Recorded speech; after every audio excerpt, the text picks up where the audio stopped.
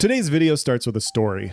I used to play a lot of video games as a kid. I enjoyed it. And then I went to college and I joined the military and I didn't have as much time for video games anymore until I met my wife. And my wife actually got me back into playing video games again after a multiple year hiatus.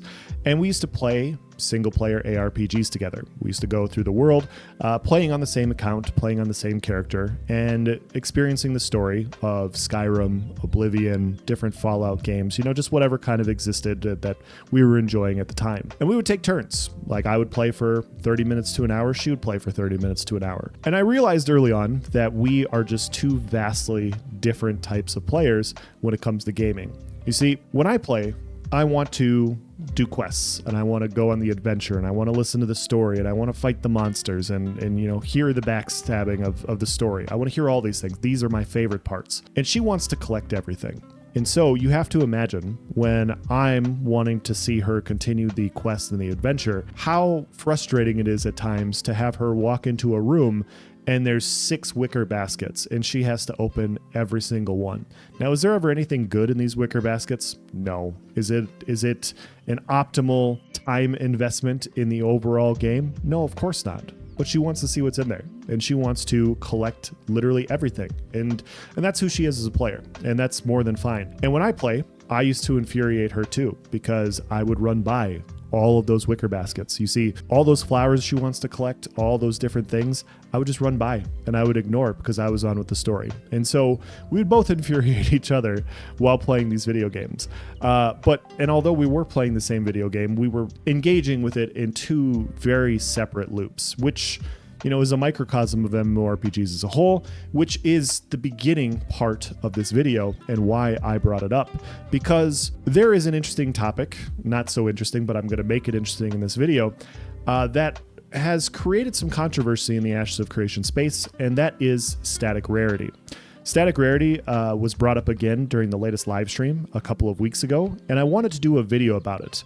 Because my opinion has kind of changed. Like everybody else, I wanted static rarity wiped off the face of the earth. I didn't see the point. I think it's a stupid idea. I still think it needs a lot of improvements, but I've taken a step back a little bit and I've thought about it a bit more and my opinion has slightly changed. And so we're going to dive into what static rarity currently is, where its pain points are, why it sucks sometimes, and why it also is good. So let's dive into it. First things first, the video you're watching in the background, last week I was fortunate enough to find a legendary braidwood tree. And I know exactly when it's going to pop up. I'm waiting in the world for it to pop up. And that tree is going to exist for less than 15 seconds before it goes on its timer. Now, trees, they currently exist in the same rarity in Ashes of Creation for 24 hours. So this legendary tree will be out there for 24 hours.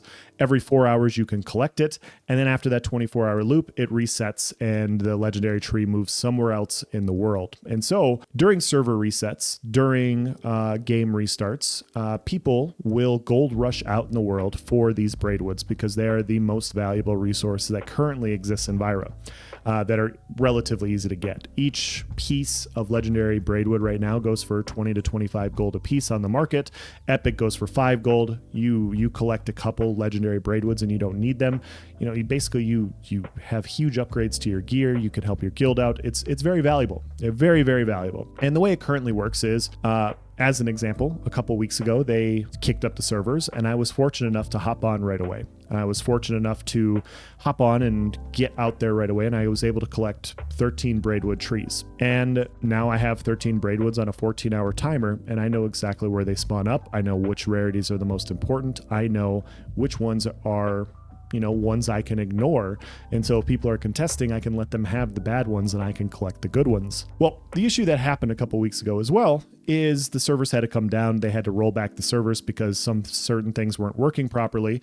And I wasn't there for the second server restart. I was there for the first one. I wasn't there for the second one. I was about 10 to 15 minutes late. And 10 to 15 minutes late for braidwood is about all you need to get nothing. So I didn't get any braidwood on the second time around, but I was like, okay, I know when they come out, they're going to come out here in 4 hours.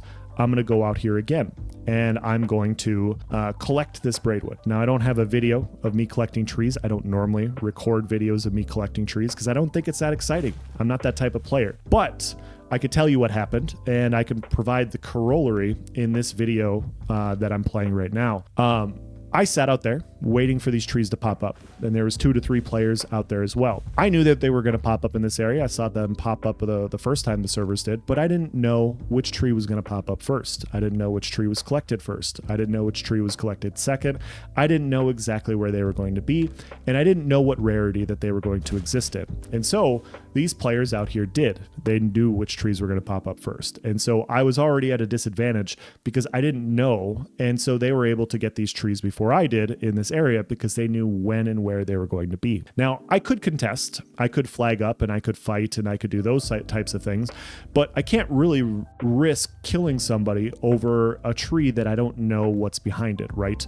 If I kill somebody over a common braidwood tree, I have now risked very expensive gear that I've put hundreds of hours into upgrading for something that goes for like 10 silver, and it's not very valuable. Or if it is a legendary, I obviously could have risked my gear for 100 plus gold and the potential cooldown to have that and collect 100 gold on repeat for 24 hours.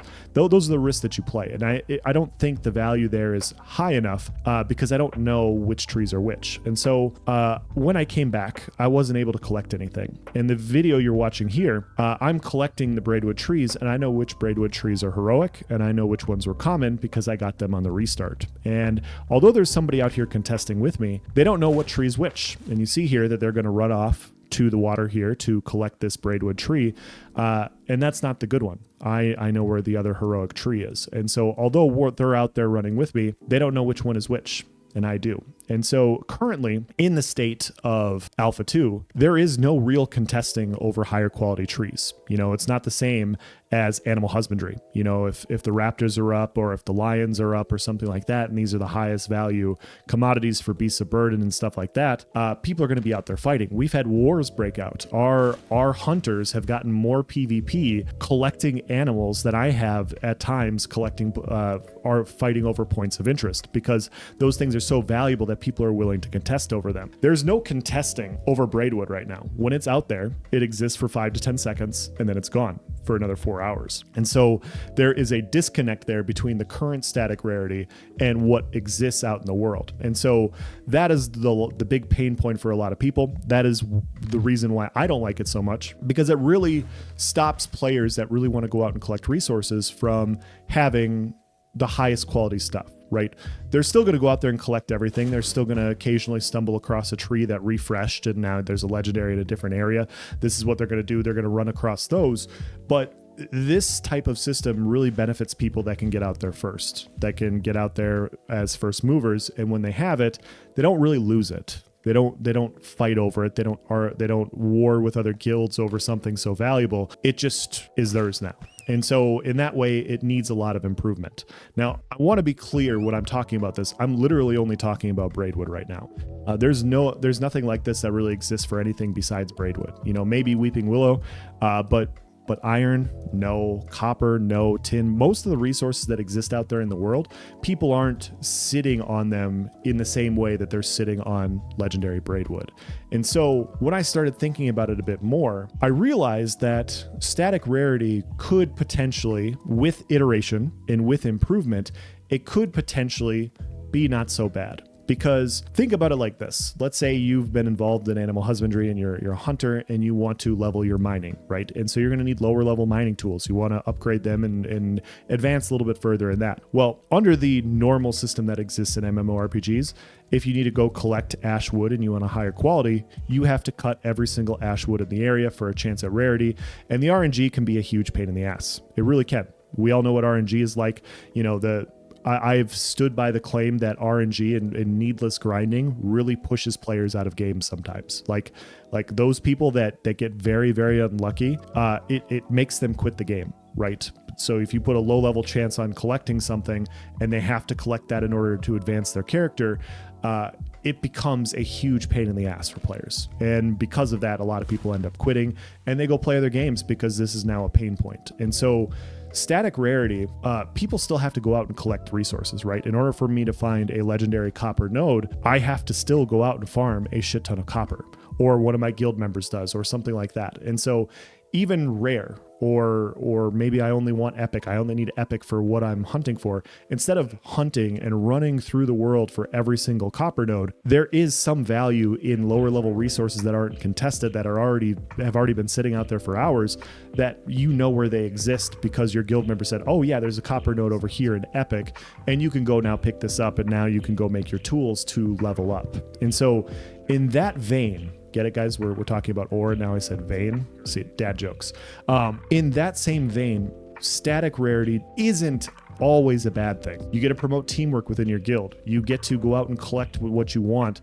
And that needless harvesting of every single thing in the area for a few specific things removes a lot of bloat from your inventory. You know, I'm sure you guys have had it in the past in other games where you're constantly deleting low-level shit. It's just tedious, it's monotonous, it's boring, and it sucks. And this helps alleviate some of that. Now, when I say this, is any of this good enough to just say the current system is good and like everything is fine? No, of course not. No, it needs huge improvements. Like this static rarity for most resources, I don't think is really a bad thing. I really don't, because the players that want to go out and collect everything, you know, players that are like my wife, the wife archetype that want to collect every single resource, they're still going to go out and collect every single resource. And for the lower tier stuff, the lesser valuable stuff, everything besides braidwood, she's going to have more than a fair chance at rarity for different things. And just like an RNG chance, she's going to go out and collect it regardless. And so her player loop, regardless of whichever one of these exists, is going to remain intact, and she's going to have fun doing it. The static rarity allows people that are participating in other game loops to potentially bypass a little bit of that annoyance, a little bit of that pain point, a little bit of that lower level RNG. And so I can see a world where static rarity is not necessarily bad. I can see a world where if they could make some adjustments, it could actually be quite fun. Now, what are some of the adjustments that I'm talking about? Well, first thing they brought up is they talked about potentially tweaking it to having like an ore vein pop up at an area. And so if you're mining for tin, if all of a sudden a tin vein pops up, everybody out there knows that, hey, there's going to be a bunch of tin popping up in this area that's something to fight and contest over. They're all going to go to that area, and you're going to basically contest over the tin in the same way that you would contest over, you know, raptors or lions or whatever for animal husbandry. That's a really cool idea. And you can compound upon that, like saying, hey, you know, there's a magical forest of braidwood that just popped up outside of Winstead. In 20 minutes, it'll be over here, and everybody that wants to go farm braidwood can go out there and contest it. And so having those types of things would be really cool. That is definitely an improvement on the overall system. Another thing they could do is make it so that those trees exist in the world for longer. Make it to where they stand out so that you know that it's a legendary braidwood, so that you know it's this, so that people can actually fight and contest over it. Because right now, there is really no difference, for no intended difference that I know of, to tell which trees are which. And so if you don't know the difference between a common and a legendary, you're not going to contest, because you're not going to risk gear over a common braidwood tree, but you would potentially consider it over a legendary. So having the tree exist out in the world for a while before it can be harvested so that people can identify it as a legendary tree is a way to keep that same ashes type of system that already exists out there where you're contesting over resources. So the trees that I've been collecting in this video, they would have to exist for a while, and people would be able to identify them by looking at their tree, their branches or whatever, to identify what they are. That's just an option, of course. Another option is we already have surveying pylons. You could potentially go into lumberjacking and you could purchase these survey pylons. And if you're only looking for rare ash, you could buy one for ash with a lower level rarity, and it could identify an area to where there would be a higher concentration. So if you have a 10% chance at rare ash, maybe this pylon gives you like a 50% chance to collect rare ash in an area. And they say, hey, you know, there is rare ash over in this specific area right now. You go over here, you chop down these trees in this area. That is another way that you could alleviate that bloat of having to collect every single ash tree by using surveying pylons. You could do the same thing with legendary. And so if everybody knew, hey, in an hour north of Halcyon in this specific area, a legendary braidwood's going to pop up, everybody that buys that surveying pylon is going to know, and they're going to go to that area. And if it exists out in the world for 30 seconds, a minute, 2 minutes, they're going to have their chances to contest and fight over it. And so there's different ways you can adjust the static rarity to make it work within the game in that way. So people would then have money sinks into these surveying pylons, for instance.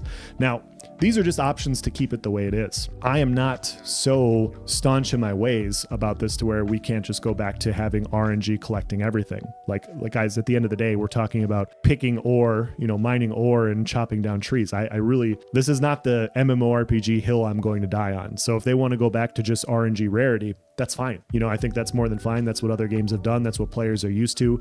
And if they want to have that comfort, the missionary position of collecting resources, I think that you're more than inclined to do so. But at the same time, we have to also acknowledge that there is resource bloat in those types of systems. That resource bloat can lead to a lesser economy, a worse economy. And those types of things, when you have a huge inflation of lower level resources, means that a lot of people spend time deleting stuff from their inventory, not selling it. It just doesn't hold any value. And so I see the reason why static rarity exists. I see the reason why it's this way instead of the normal system, because this one benefits an economy a little bit better. With that being said, it does need a lot of work, and those are just my ideas. Of course, obviously I'm just one player with just a couple of ideas. I'm sure you guys have your own. If I want to pose this question to you guys, if you get this far, even if you don't like static rarity, which I totally understand, even if you don't like static rarity, what changes could be improved to where you'd be okay with it?